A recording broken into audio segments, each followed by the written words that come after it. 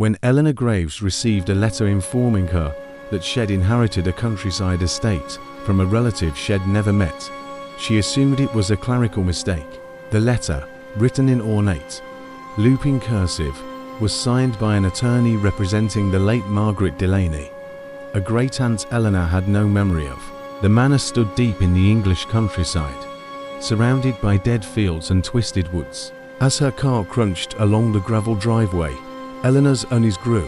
The house loomed from the fog like a beast with sunken eyes. Ivy clung to the stonework like veins, and the windows are tall, narrow, and black, reflected nothing. It was as if the house did not want to be seen, only to see. Inside, it smelled of wax, mildew, and something sharper, like copper. Though decades had passed since anyone lived there, the house was pristine.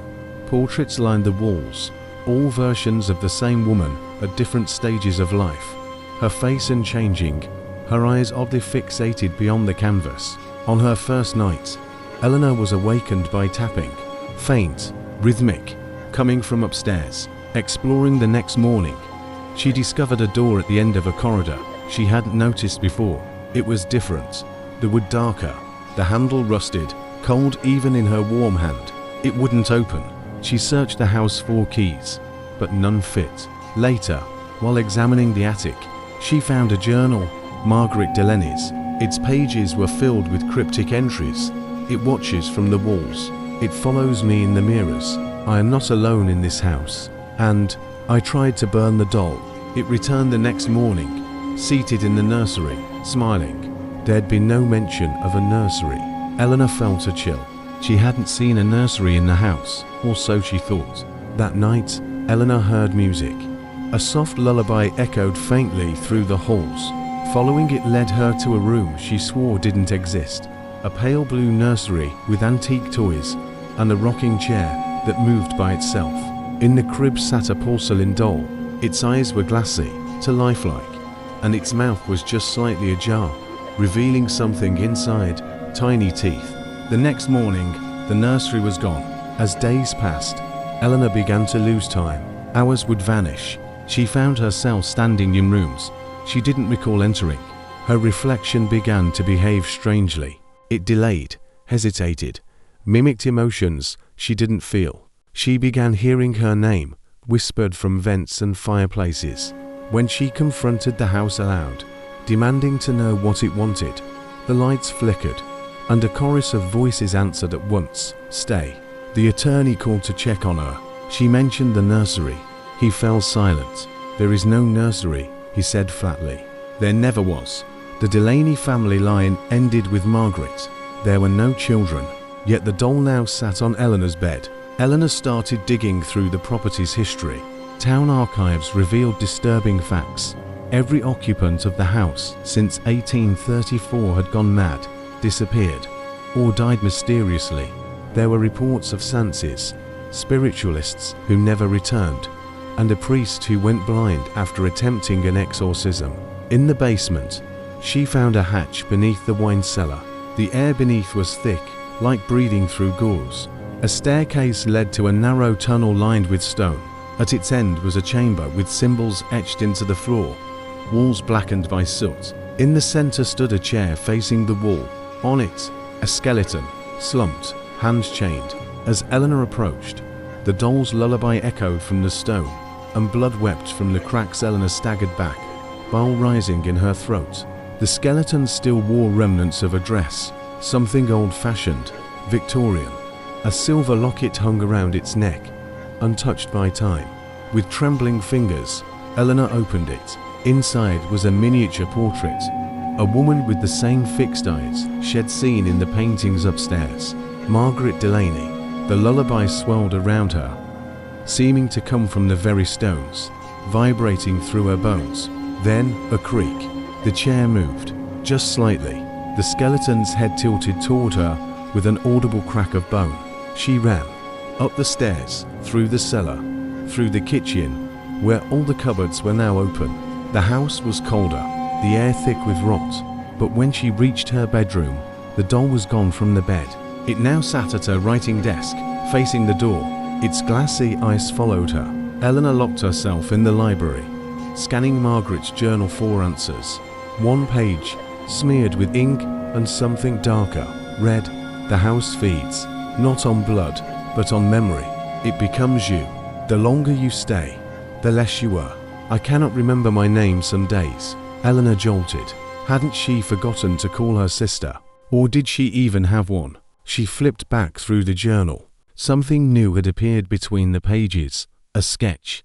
A crude drawing of the manor. Every window was crossed out, but one, the nursery. In the drawing, a small figure stood inside, watching. When she looked up, one of the portraits on the wall had changed. No longer Margaret, it was her. She covered the mirrors, every last one. But in her sleep, she heard them whisper. They clicked, like teeth, like the dolls. On the third morning, she found her bedroom mirror uncovered, and written across it in condensation, "You belong here now." Her reflection smiled when she didn't. Its eyes blinked out of sync. Eleanor screamed, and the mirror shattered, except the face inside didn't. It lingered for a heartbeat longer, mouthing something she couldn't hear. Then, silence. When she turned to run, the hallway stretched impossibly long behind her. The house was shifting, changing, learning. She wasn't alone. That night, she heard breathing. Not from above, not from below, from within the walls. Plaster cracked as something moved just behind the wallpaper. She pressed her ear against it, heart hammering. A voice rasped, "Help me. Don't let her find me." A man's voice, desperate, human. Eleanor tore through the wall with a fire poker, breaking through layers of plaster and wood. Behind it, a crawl space, narrow, filthy. Inside, a man crouched, pale and shaking. His nails were torn, and his eyes were wide with madness. "I came years ago," he gasped. "She's the doll. The doll is her. Margaret couldn't die, she fed herself to it." She wasn't alone. That night, she heard breathing. Not from above, not from below, from within the walls. Plaster cracked as something moved just behind the wallpaper. She pressed her ear against it, heart hammering. A voice rasped, "Help me. Don't let her find me." A man's voice, desperate, human. Eleanor tore through the wall with a fire poker, breaking through layers of plaster and wood. Behind it, a crawl space, narrow, filthy. Inside, a man crouched, pale and shaking. His nails were torn, and his eyes were wide with madness. "I came years ago," he gasped. "She's the doll. The doll is her. Margaret couldn't die, she fed herself to it." The man's story spilled out in fits and fragments. He was a psychic researcher, came to investigate in 1993. His colleagues vanished. He survived by hiding, starving, going mad. The doll, he said, was not an object. It was a vessel. She trapped herself in it, he whispered, to live forever. But she needed others to remember her. The house, it keeps her alive. Through us. Eleanor asked how to destroy it. "You can't," he said. "But maybe you can bury her where the house can't hear." Too late. The doll was in the crawl space now, crawling on hands that weren't ceramic anymore. They were flesh, and they had claws. Eleanor screamed as the doll lunged forward, but it didn't move like a toy.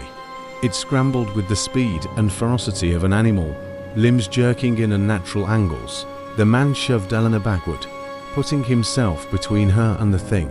It hissed, and for a moment, its porcelain face cracked open, revealing raw, pink muscle beneath. She ran, crawled out of the wall, through the hole in the plaster, back into the corridor. The man's screams echoed behind her, short, wet, then cut off completely. The house closed a gap behind her. By the time she turned, the wall was whole again. No trace of the man or the doll, only a smear of blood on the wallpaper. She awoke the next morning on the staircase, her clothes soaked in cold sweat. Her phone was gone, the journal too. She no longer remembered what day it was. No, that wasn't right. She no longer remembered what month it was. In the bathroom, she found her driver's license lying on the counter. The name had faded, just blurred, like ink left in the rain. But the photo remained, her face, smiling to wide. Downstairs, the portraits had changed again. Her image now appeared multiple times. in different dresses, at different ages. She touched one. The paint was fresh. She wasn't just being haunted, she was being absorbed. That night, Eleanor walked beyond the garden wall, into the woods that surrounded the estate. They were silent. Not even the insects made noise. The trees groaned with age, their bark split and weeping sap like old wounds. She found a man there, a stone marker with no name, but etched into it, faintly, were words. Here lies the first mother. Behind it, buried in the soil, she found a box wrapped in rotted cloth. Inside, a small dress, blue unfaded, the size of a toddler's. The scent of wax and copper hit her like a punch to the lungs. Beneath the dress, a porcelain arm, the rest of the doll, broken and charred. She had been burned once, but not buried. When she returned to the house, the front door was open, waiting. The halls were darker now, longer. Paintings whispered as she passed. The stairs creaked in patterns, tap tap, tap, like footsteps ahead of her. The nursery was back, where her bedroom had been. The door hung open, and soft candlelight flickered inside. The crib waited, empty. The doll sat in the rocking chair, cracked face freshly painted. It smiled. Blood glistened between its tiny teeth. It held something, a silver locket, her own. Eleanor reached for it. The doll whispered, "You are always mine." Eleanor smashed the doll against the wall. Porcelain shattered. A scream filled the house, high-pitched, layered with 100 voices. The walls shook. Glass exploded inward. The air filled with soot and ashes. But inside the broken doll was a heart. A pulsing, organic heart, still beating. She grabbed it, dropped it into the fireplace, shoving burning logs over it. The shriek that followed shook her bones. Portraits ignited. The house roared with flame and fury. But as the fire rose, Eleanor saw the mirror. Her reflection stared at her, not moving, not burning, smiling. And behind her, from the shadows, the doll was standing, whole again. Eleanor ran. The house burned, but it did not die. The flames danced along the walls like living things, forming words, symbols, names she didn't recognize. The smoke was thick, choking, but it carried whispers. Her whispers, memories she had forgotten, spoken back to her in her own voice. "My name is Eleanor Graves. I have a sister. I was never supposed to come here. I don't want to stay." But the house had heard these thoughts too often. It fed on them. Behind her, the doll walked, not ran, through the fire. Its face had healed again. Skin, not porcelain. It was becoming her, becoming human. The flames should have consumed her, but they didn't. The hallway she fled down was untouched by fire. Cold stone beneath her feet. Walls lined with scratched symbols, some ancient, some recent. She reached the cellar. The hatch she had found days ago stood open again. As if inviting her, Eleanor descended, deeper this time, past the chamber with the chained skeleton, farther, into a space where time hung wrong. Her breath forked in reverse. Her heartbeat echoed twice. At the end was another door, wooden, carved with runes that hurt to look at. It opened on its own. Inside was a room like a church, black pillars, a circular altar, candles made of yellowing fat. The air shimmered. In the center, a crib. Inside it, herself, a waxen infant with her own face, blinking slowly, unnaturally. Its mouth opened, and from it came the lullaby, soft, sweet, ancient. Margaret's voice. From behind, the doll whispered, "You were never born. You were made." Eleanor turned. The doll now stood at full height, a woman's height, wearing Eleanor's clothes, her face nearly identical, just off, like a copy printed slightly askew. "You're my body now," it said. Eleanor grabbed a rusted iron candle holder from the altar and drove it through the doll's chest. It screamed, not just in pain, but in rage. The room shattered. Wind howled from every corner. The crib ignited. The altar cracked. Eleanor fell. Through the floor, through blackness. She landed in her bedroom. Morning sunlight streamed through the windows. Bird song. No doll. No whispers. Silence. She wept. Had it ended? Downstairs, her phone was on the table, fully charged. A message from her sister. Are you okay? Haven't heard from you in days." She smiled, trembling. Then the mirror across the hall blinked. Eleanor now lives in the manor. The townsfolk say she restored it beautifully. She hosts guests, offers tea, smiles, but she never leaves the property. Sometimes, people visit, paranormal enthusiasts, family seekers, the curious, they always go missing. Sometimes, people see a woman standing in the nursery window. But there is no nursery. There never was. Only portraits, only whispers, only Margaret, wearing someone else's skin. And at night, from the cracks in the fireplace, you can still hear the lullaby, soft, insistent, waiting. They arrived on a cloudy Thursday. A young couple, Anna and Marcus, paranormal vloggers chasing legends for their YouTube channel. They'd read rumors online about the Graves Manor, cursed, haunted, abandoned, then mysteriously restored by a reclusive woman no one in the village could remember meeting. The locals had warned them off. People go in, and the house forgets to let them out. But that made for good content. As their drone filmed the ivy-covered estate from above, Eleanor opened the front door with a warm smile. "Come in," she said. "Don't mind the nursery. It doesn't always stay shut." Anna felt it first. The unease, the feeling of being watched from impossible angles, mirrors that didn't reflect the room correctly, her own face appearing in paintings that hadn't been there minutes before. Marcus joked it off. "It's all part of the show. Haunted house vibes. Love it."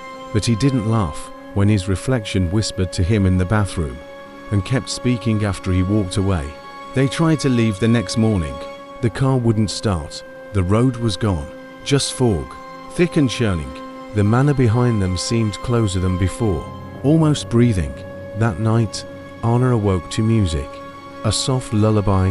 She followed it, though she didn't remember getting out of bed.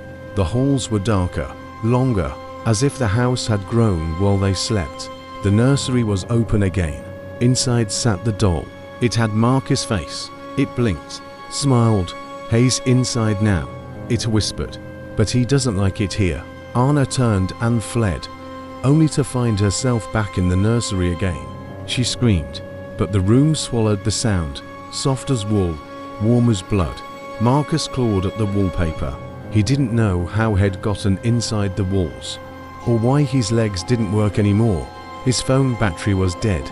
His fingernails were gone. His breath came in short, icy bursts. He heard Anna calling him, but the sound was wrong, distant, stretched, like it had to travel through a different version of the house to reach him. And beneath her voice, something else answered. A child's giggle, and Eleanor's voice. "Don't worry, dear. You'll be whole again soon." Then, footsteps. Something crawling toward him in the dark. Something wearing his skin. Anna found it after 3 days. A hidden door behind the fireplace.